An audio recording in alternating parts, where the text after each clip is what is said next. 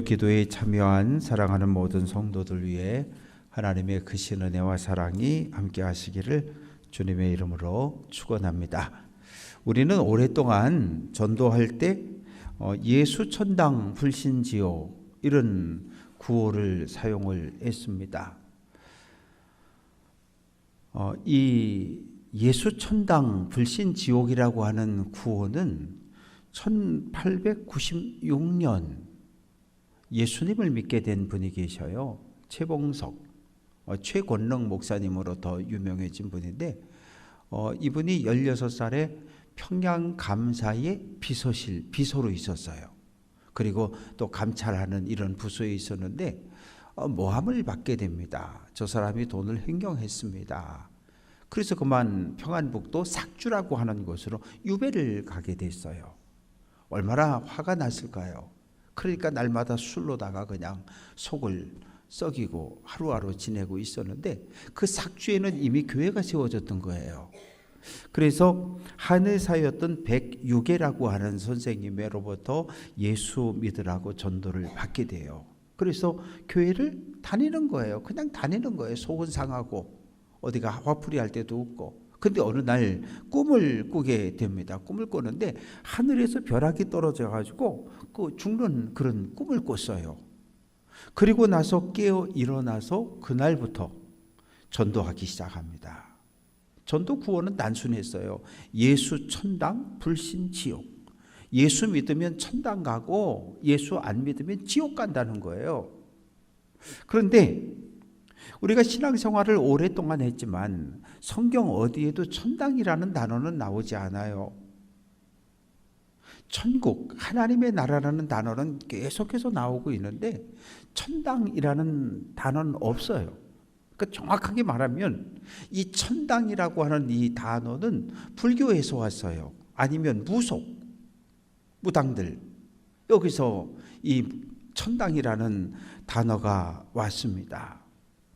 천당이라고 하는 것은 불교에서 죽은 후에 가는 복된 세계, 극락이라고 하는 곳이에요. 그 극락이라고 하는 것은 하늘에 있는 신들의 궁전입니다. 그런데 불교라고 하는 것은 우리가 다 알잖아요. 윤회 사상을 믿잖아요. 천당에 가서 우리는 하나님의 나라 천국에 들어가면 우리는 영원토록 하나님의 나라에서 질병도 고통도 염려도 걱정도 근심도 죽음도 없는 하나님의 나라에서 영원히 우리는 거기서 사는 곳이잖아요. 그런데 천당이라고 하는 것은 죽은 사람들이 갔다가 이 불교는 윤회를 믿기 때문에 또 다른 걸로 변하는 거죠. 그리고 천당이라고 하는 건 사람의 노력으로 갈 수 있는 거예요. 착한 일을 많이 쌓아서 공덕을 쌓고 선행을 쌓으면 그걸로 천당을 간다고 그렇게 믿었고 가르쳤던 거죠. 선교사들이 조선 땅에 들어왔는데 이 하나님의 나라를 천국을 소개하는 게 대단히 어려운 개념이었어요. 왜? 조선 사회에서는 그런 단어를 사용하지 않으니까. 그런데 와보니까 천당, 극락 이런 단어들이 있는 거예요. 그래서 예수, 천당 이렇게 하면 되겠구나. 그런데 정말 조선 사람들이 예수 믿고 천당 가라 그러니까 금방 알아들은 거예요. 그래서 그런 전도의 구호가 언제까지 일제시대를 지나서 1960년대, 70년대까지도 지금도 가끔, 자주는 아니지만 지하철을 타서 이렇게 앉아있으면 지금도 가끔 예수 천당하고 다니시는 분들이 있어요. 그러나 예수 천당이라는 이 표현은 기독교가 처음 들어와서 신학적으로 아직 정립이 되지 않았을 때 이게 진짜 기독교적 용어인지 아닌지도 이해가 되지 몰랐을 때 사용되어졌던 단어들이고 오늘날 교회에서는 천국이라는 단어를 쓰죠. 하나님의 나라라는 단어를 씁니다. 천국, 하나님의 나라라고 하는 이 단어는 성경에 계속 반복해서 나오고 있는 단어입니다. 그래서 세례 요한이 광야의 소리였던 세례 요한이 메시아를 길을 예비하러 왔는데 와서 첫 번째 외침이 무엇입니까? 마태복음 3장 2절 회개하라 천국이 가까이 왔다. 그럼 예수님은 뭐 하셨을까요? 예수님도 누가복음 4장 43절 보면 내가 다른 동네들에서도 하나님의 나라 복음을 전하여야 하리니 나는 이 일을 위해서 이 땅에 왔다고 말씀을 하셨어요. 하나님 나라 복음을 전하러 예수님이 이 땅에 오셨다는 거죠. 사도행전 1장 3절을 보면 예수님이 40일 동안, 부활한 예수님이 40일 동안 이 땅에 계시면서 제자들에게 뭘 가르치셨어요? 하나님 나라를 가르치셨어요. 그러니까 예수님의 사역은 처음부터 부활 후까지 하늘로 올라가는 그 직전까지도 하나님의 나라를 가르치는 사역이 예수님의 사역입니다. 그러면 천국이라고 하는 것과 천당이라고 하는 것은 의미 자체가 달라요. 천당이라고 하는 것은 죽은 사람이 가는 곳이고, 천국, 하나님의 나라라고 하는 것은 죽어서도 갈 수 있지만 살아서 이 땅에서도 사는 나라가 하나님의 나라고 천국입니다. 그러면 나라가 있으려면 몇 가지 조건이 필요해요. 몇 가지 조건이. 땅이 있어야 돼요. 땅이 없는 나라는 이 땅에 존재하지 않아요. 땅이 있어요. 영토가 있어야 돼요. 영토만 있으면 됩니까? 뭐가 있어야 돼? 백성이 있어야 돼요. 국민이 있어야 된다고요. 그리고 또 누가 있어요? 그 백성을 지도하는, 인도하는, 다스리는 누구? 왕, 대통령이 있어야 되는 거예요. 그러면 정리를 한번 해볼게요. 미국이라고 하는 것은 트럼프의 나라예요. 트럼프가 대통령이고, 트럼프가 법을 가지고 미국뿐만 아니라 전 세계까지 쥐고 흔드는, 오늘 이 남한 땅에는 뭐라고 불려요? 이재명 정부, 이재명 정권이라고 부르는 거예요. 왜? 이재명이란 사람이 대통령이 되어서 지금 대한민국을 다스리고 있다는 거예요. 뭘 가지고? 이 땅에 헌법을 가지고, 헌법을 수호할 책임이 있으니까. 그러면 반대로 저 북쪽은 누구 땅이에요? 저기는 김정은의 나라예요. 김정은이 주체 사상을 가지고 북한 땅을 다스리고 통제하는 거예요. 다 뭐가 있어요? 왕이 있고 백성이 있고 땅이 있는 거예요. 그러면 하나님의 나라는, 하나님의 나라의 왕은 누굴까요? 하나님이 왕이시고, 백성은 하나님을 왕으로 고백한, 예수를 그리스도로 영접한 모든 성도들이 하나님 나라의 백성이 되는 거예요. 이 땅의 왕들은 공권력이라는 걸 가지고 군대와 경찰을 가지고 자기 말을 안 들면 막 짓밟고 감옥에 가두고 막 그러잖아요. 그런데 하나님의 나라는 뭘로 통치하는 나라예요? 하나님의 말씀, 하나님의 율법으로 통치하는 나라가 하나님의 나라입니다. 어느 날 바리새인들이 찾아왔어요. 예수님에게 질문을 던지지요. 선생님, 하나님의 나라가 언제, 어떻게 임합니까? 바리새인들은 메시아를 기다렸거든요. 메시아가 오면 이 땅에 하나님의 나라가, 메시아가 통치하는 나라가 세워질 것을 기대했어요. 그런데 그들이 기대했던 메시아는 다윗과 같은 메시아를 기다렸던 거예요. 강력한 군대를 이끌고 오시는 메시아. 왜? 강력한 군대가 있어야 로마 황제의 통치를 받는 이 유대 땅을, 헤롯 왕가의 통치를 받는 이 유대 땅을 해방시킬 수 있으니까, 독립시킬 수 있으니까. 그래서 강력한 힘을 가진, 군사의 힘을 가진 그런 메시아를 기다렸어요. 바리새인들은 부활을 믿었어요. 그러나 예수님이 부활하셨지만 예수님은 아니라는 거예요. 대제사장도 메시아를 기다렸지만 십자가에 저렇게 힘없이 죽는 예수 같은 메시아, 저거 메시아가 아니라는 거예요. 이제 인정하지 않는 거거든요. 예수님이 그때 뭐라고 말씀하셔요? 하나님의 나라는 여기 있다 저기 있다 눈에 보이는 거 아니라고 말씀하셔요. 너희 안에 있다, 너희 가운데 있다는 거예요. 첫 번째는 너희 안에라고 하는 게 우리들의 마음속에 있다는 거예요. 예수를 그리스도로 영접한 우리 안에 하나님의 나라가 세워진다는 거예요.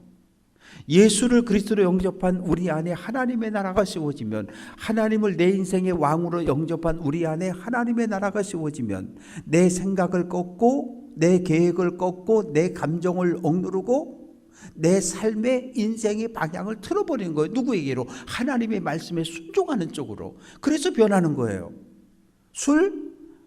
술고래도 예수 영접하면 술이 끊어지는 거. 왜? 마실 수가 없는 거예요. 예수님이 내 인생의 주인이 되시는 순간 술은 더 이상 내 인생의 주인이 될 수 없는 거예요. 술 마시면 안 되지.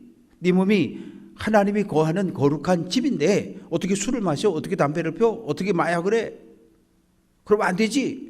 다 끊어지는 거예요. 왜? 하나님의 말씀이, 하나님의 주권이 내 삶을 지배하기 시작하니까. 그래서 예수 믿으면 사람이 변한다는 거예요.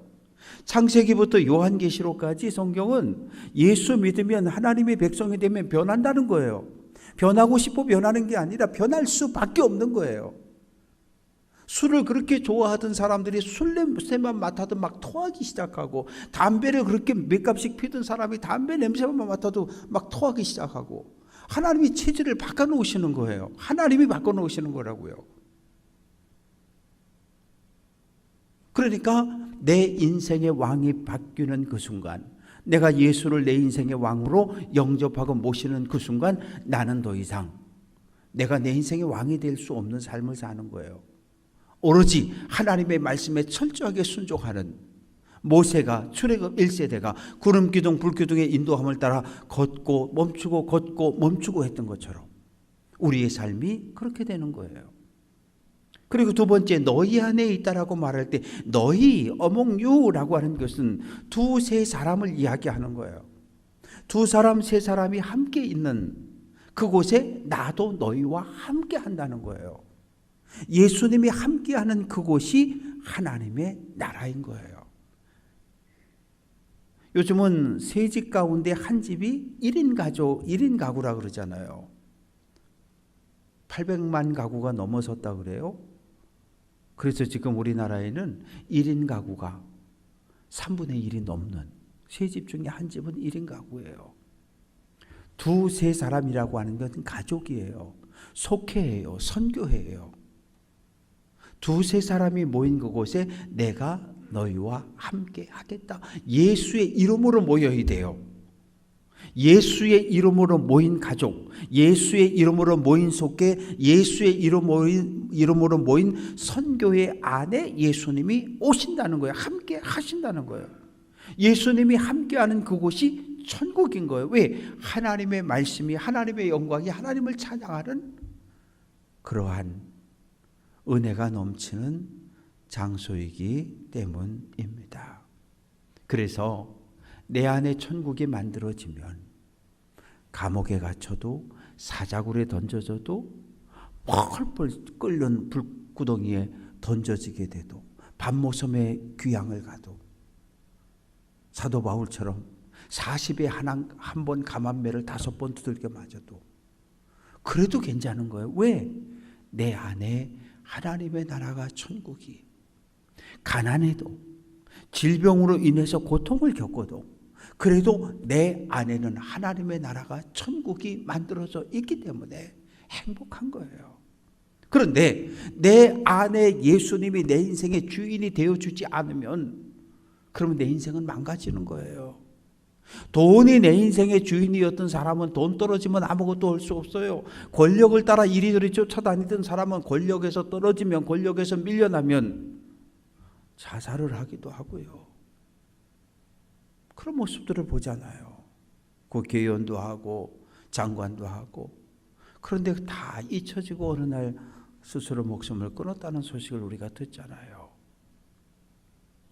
그러니까 우리 안에 오늘 우리의 생각을, 우리의 삶을 지배하는 것이 무엇인가를 우리는 매일 매 순간순간 고백하고 결단할 수 있어야 돼요. 왜? 한번 예수님이 안에 들어오시면 내가 천국 들어갈 때까지 안 가시면 괜찮은데, 문제는 내 마음이 이게 아침 저녁으로 변하거든요. 하루에도 수십 번씩 변하다군요. 하나님 감사합니다, 감사해요 이러다가도 하나님을 원망하고 손가락질하고, 나 이따구로 하면 교회 안 다닌다 그러고, 어떻게 하나님 나한테 그럴 수 있냐고 그러고 원망하고 불평하고, 이 우리 마음이 한결같지 않은 게 이게 제일 문제거든요. 중요한 것은 한결같아야 되는 거예요. 변함이 없어야 되는 거예요. 왜? 예수님이 내 인생의 왕인데, 하나님이 내 인생의 왕인데 왕을 어떻게 막 바꿔요? 대통령은 5년에 한 번씩 바꿀 수 있지만 내 인생의 주인 대신 하나님은 한 번 영접하면 절대 바꾸면 안 되는 거예요. 바꾸면 큰일 나는 거예요. 뭘로 바꿀 거예요? 바알로 바꿀 거예요? 아세라로 바꿀 거예요? 만몬으로 바꿀 거예요? 술로 바꿀 거예요? 뭘로 바꿀 거냐고요? 바꾸면 안 돼요. 바라고 소망하는 것은 내 안에 하나님을, 내 안에 예수님을 내 인생의 왕으로 영접함으로 날마다 하나님의 나라를, 천국을 누리며 살아가는 귀한 성도들 될 수 있기를 주님의 이름으로 축원합니다. 그래서 우리는 천국은 두 가지 개념이에요. 우리가 이 세상 떠나면 어디 가셨다? 천국 가셨다 그러잖아요. 왜? 하나님 나라 들어가셨다 그러잖아요. 제가 가서 늘 기도할 때 뭐라 그래요? 하나님 하늘문 활짝 열어주시고 천군저사 쫙 보내주셔서 권사님의 영혼을 고이하나 하나님의 나라로 데리고 들어가 달라고 그렇게 기도하잖아요. 왜? 그게 우리가 이 땅에 살면서 기도했던 기도의 내용이잖아요. 이 땅에 살면서도 하나님의 나라를 경험하고 행복하고 웃으며 복 있는 삶을 살아가고, 왜? 내 눈에 보이는 모습은 날마다 바뀌어요. 환경은 날마다 바뀔 수 있어요. 마치 눈이 왔다 비가 왔다 해가 쨍긋쨍긋 했다가 추웠다 더웠다 날마다 변하는 것처럼 눈에 보여지는 세상은 날마다 그렇게 변해요. 그러나 우리의 중심에 예수님이 좌정에 계시다면, 예수님이 내 인생의 의자에 앉아 계시기만 하면 우리의 마음은 변함이 없는 거예요. 한결같은 거예요. 세상이 어떻게 어떤 일이 벌어져도 꿈쩍하지 않는 거예요. 왜? 매 순간순간 하나님의 나라를 살고 하나님의 은혜 안에, 하나님의 통치 안에 살아가고 있기 때문입니다. 바라고 소망하는 것은 예수님 내 삶의 주인 되심을 날마다 순간마다 고백하며 매 순간 하나님 거룩한 백성으로 믿음의 길을 걸어갈 수 있기를 주님의 이름으로 축원합니다. 예수님께서 애굽에 있던 그 히브리 하비루들을 탈출시켜서 가나안 땅으로 데려다 놨잖아요. 그 목적은 뭐예요? 가나안 땅에 하나님의 거룩한 나라가 세워지기를 기대하셨던 거예요. 하나님의 율법대로 사는 나라가, 하나님의 말씀으로 통치되는 거룩한 나라가 세워지는 것을 기대하셨던 거예요. 오늘 이 시대에도 마찬가지셔요. 하나님은 우리가 예수님의 가르침을 따라 살고 하나님의 율법을 따라 살고 성령의 인도하심을 따라 살아가는 것을 하나님은 기대하고 또 기대하시는 거예요. 문제는 뭐예요? 우리가 문제인 거예요. 북이스라엘이 아합 가문이 바알과 아세라, 하나님을 집어던지고 바알을, 아세라를 섬겼던 것처럼 솔로몬 왕이 몰렉의 신전을 짓고 그모스의 신전을 짓고 찾아가 엎드려 절함으로 하나님을 버렸던 것처럼 우상 숭배하는 것처럼 오늘 우리가 그렇지 않은가? 오늘 우리가 그렇지 않은가? 중요한 것은 한결같음이에요. 변하지 않음이에요. 이게 정말 중요한 내용이에요. 그러면 하나님의 나라가 이게 뭐 언제 어떻게 오는 걸까요? 하나님의 나라는 이미 왔어요. 언제? 2000년 전에요. 어떻게? 예수님이 하나님이 사람 몸을 입고 이 땅에 오셨어요. 예수의 모습으로. 이미 하나님의 나라가 이 땅에 이루어지기 시작했어요.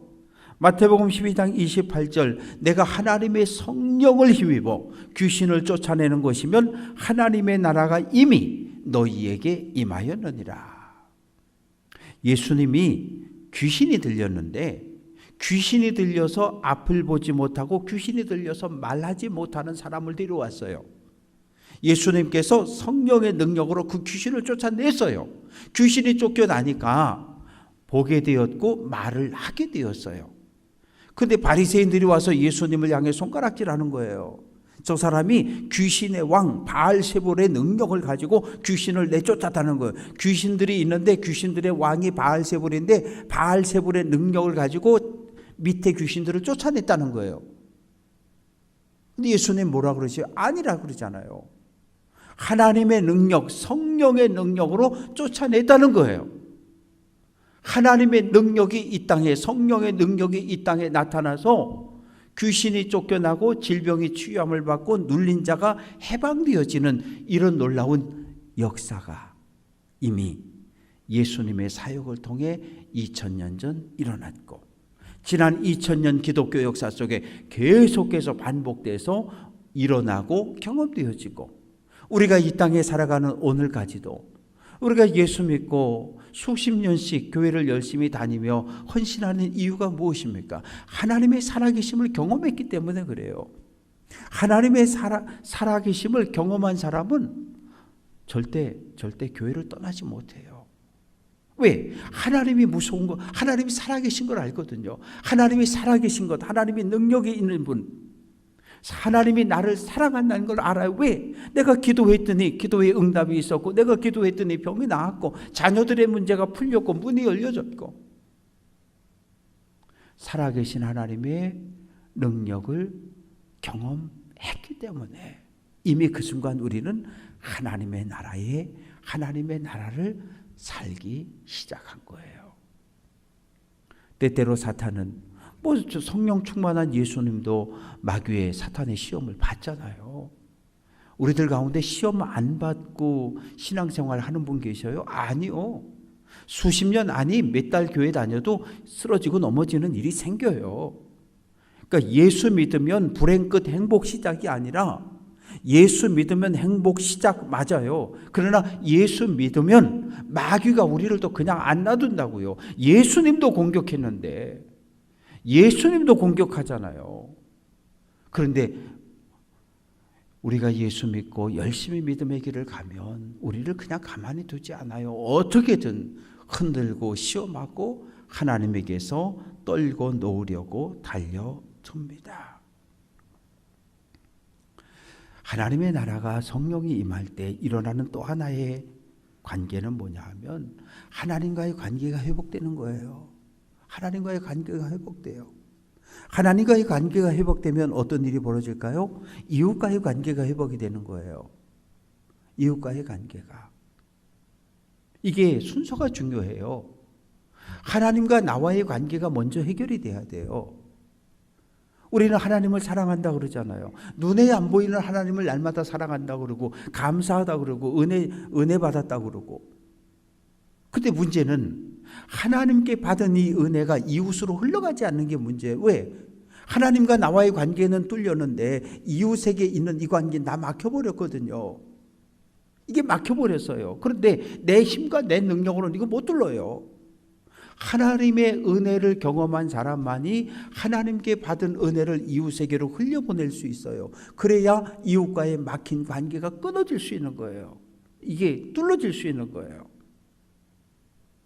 바라고 소망하는 것은 예수님의 오심을 기다리는 대림절기, 하나님의 말씀 앞에 나를 비춰보고, 혹여라도 하나님과 나 사이에 막힌 것이 있다면 하나님 이거 마저 뚫어달라고.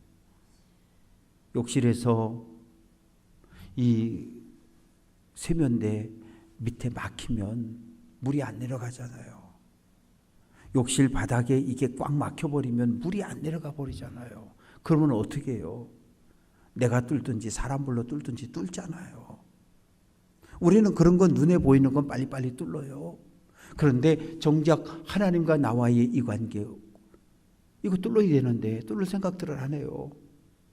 어떻게 또 이건 뚫렸는데, 하나님과 나와의 관계는 뚫렸는데 이 하나님의 은혜를 흘려보낼 생각들을 하지 않아요. 그냥 나하고 뭐 하나님과의 관계만 좋으면 되는 거 아니야? 나만 예수 잘 믿고 이따가 천국 가면 되는 거 아니야? 아니요. 하나님은 그런 거 원하지 않으셔요. 하나님께 받은 은혜가 나를 통해 이웃으로 흘러가서 내 주변의 모든 가족과 자녀손들과 친구들과 친척들과 모든 사람들이 함께 구원 얻는 것을 원하신다고요. 그래야 하나님의 나라가 가정에도 이루어지고, 가족들에게도 이루어지고, 형제 사이에도 이루어지고, 성도 사이에도, 직장에서도, 이웃에서도 하나님의 나라를 경험할 수 있습니다. 하나님의 나라가 2000년 전 이미 왔어요. 시작됐어요. 그러나 아직 완성은 안 됐어요. 왜 안 됐어요? 예수님이 다시 오셔야 완성되는 거거든요. 예수님이 다시 오시는 그날 하나님의 나라는 완성이 됩니다. 요한계시록 21장 1절은 내가 새 하늘과 새 땅을 보니 처음 하늘과 처음 땅이 없어졌고 바다도 다시 있지 않더라. 요한계시록 21장 2절 또 내가 보매 거룩한 성 새 예루살렘이 하나님께로부터 하늘에서 이 땅으로 내려왔다는 거예요. 예수님이 재림하셔야 하늘의 새 예루살렘이 이 땅으로 내려오고 새 예루살렘이 이 땅에 내려와야 우리보다 먼저 앞서간 성도들은 부활하여 새 예루살렘 하나님의 나라에 들어가고 우리들도 하나님의 나라에 들어갈 수 있는 거예요. 살아서 하나님의 나라에 들어갈 수도 있고 죽음을 경험한 이후에 부활해서 하나님의 나라에 들어갈 수도 있어요.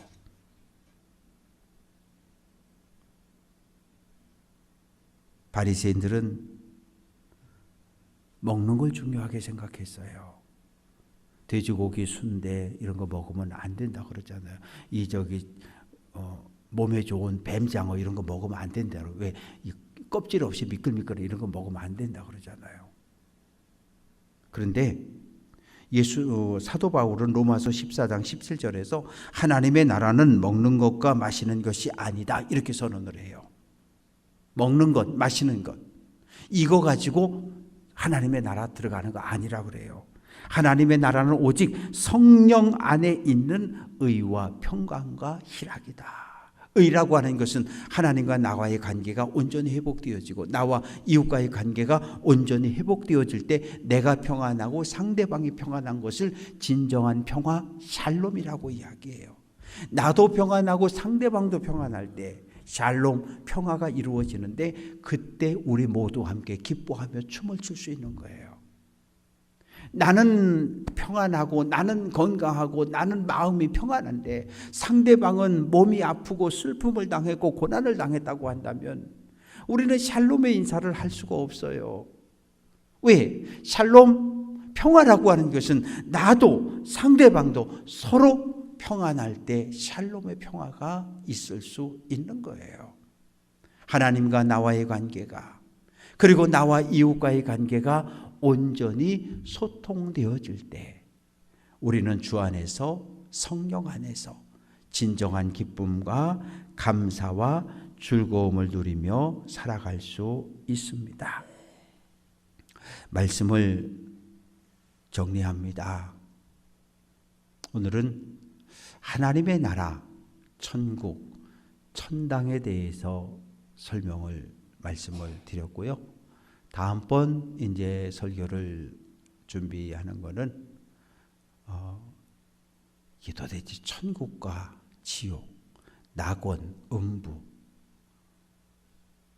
새 예루살렘, 불못 이런 것들이 구약시대부터 오늘까지 어떻게 이것들이 변화가 되어져 왔는지에 대해서 말씀을 드리려고 그래요. 그래서 우리들이 하나님의 나라 천국이라고 하는 것에 대해서 정확한 이해를 하고 정확히 알아야 우리가 달려가죠. 달려갈 수 있으니까 오늘 우리는 결단할 수 있어야 해요. 첫째는 내가 내 인생의 왕이 아니라는 거 우리 날마다 고백할 수 있어야 돼요. 하나님 당신이 내 인생의 왕이십니다. 주님 내 안에 좌정하여 주옵소서. 두 번째는 절대 순종입니다. 하나님의 말씀엔 절대 순종이에요. 하나님의 말씀이면 절대 순종이에요. 목회자의 말에 절대 순종하면 그거는 좀 구별을 하셔야 돼요. 목회자의 입술을 통해 나오는 말씀이 하나님의 말씀이면 아멘하고 순종하는 게 맞고 목사님의 말씀이 하나님의 말씀이 아니라 개인의 생각, 개인의 고집이면 그건 순종하면 안 돼요. 그게 뭐예요? 분별의 은사예요. 하나님의 말씀과 사람의 말을 정확하게 구별해서 들을 수 있어야 돼요. 사람을 믿고 사람의 말을 믿으면 나중에 뭐라 그래요? 어떻게 목사님이 저럴 수가 있어? 목사님이 그럴 수가 있어요. 텔레비에 나오는 수많은 사람들을 보셔요. 하나님의 말씀을 전하지 않고 자기 생각과 자기 욕심과 자기 탐욕을 전하는 거짓 목회자들이 얼마나 많은데요. 그걸 분별할 수 있어야 돼요. 그래서 하나님의 말씀이 목회자의 입을 통해 진실로 전파되어올 땐 그 말씀엔 아멘하고 순종하셔야 돼요. 그리고 우리 자신의 삶을 하나님께 맡겨드려야 돼요. 맡겨드린다는 것은 내 고집도 내 생각도 내 감정까지도 맡겨드려야 돼요. 왜? 함부로 승질 부리면 모세 보세요. 모세야, 이 하나님 말로 다 반석을 향하여 물 내놓으라고 그래. 분명히 하나님은 말로 입술로 명령하라 그랬는데 잠깐 감정을 못 이겼어요. 그래서 지팡이를 들어서 때리잖아요. 2대나. 그건 하나님의 영광을 가리웠다 그러잖아요. 그러니까 우리 모두 한순간 하나님의 영광을 가리우는 사람이 될 수 있어요. 그러면 안 돼요. 단 한 번의 실수가 모세로 하여금 가나안 땅에 못 들어가게 됐어요. 내가 있는 곳, 가정, 내가 걷는 곳, 직장, 내가 만나는 모든 사람들, 속해, 선교회, 친구들. 하나님의 나라는 내가 서 있는 그곳에, 내가 하나님의 말씀에 순종하는 그곳이 하나님의 나라가 되는 거예요. 날마다 하나님의 나라에서 하나님의 말씀에 순종하며 하나님께 영광 돌리는 귀한 성도들 될 수 있기를 주님의 이름으로 축원합니다.